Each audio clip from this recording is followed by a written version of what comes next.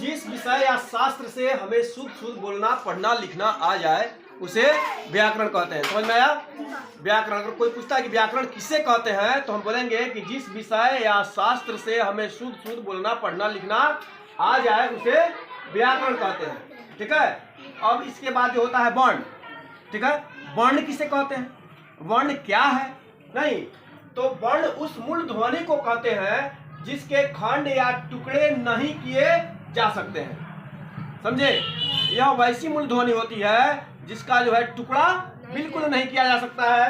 जैसे अ ई ख ग, यानी आधा ग बोलेंगे, पूरा ग बोल दिए तो पूरा ग में क्या हो गया, जो है ग में जो है अ का उच्चारण मिल गया तो पूर्ण ग बना।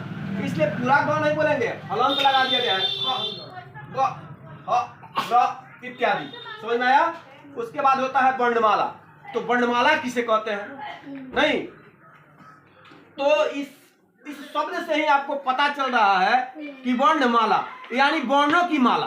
वर्णमाला का मतलब वर्णों की माला। ठीक है।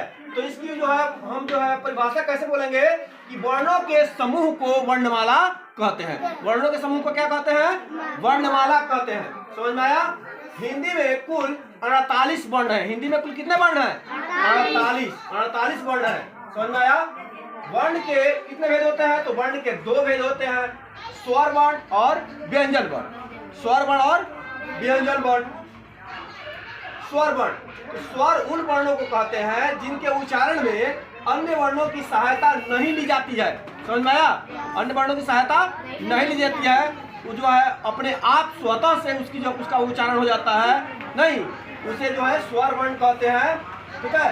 स्वर वर्ण दो प्रकार के होते हैं। स्वर वर्ण कितने प्रकार के होते हैं? दो प्रकार के होते हैं। ठीक है। एक होता है मूल स्वर और दूसरा संयुक्त स्वर। ठीक है। तो मूल स्वर में कौन कौन से स्वर आते हैं?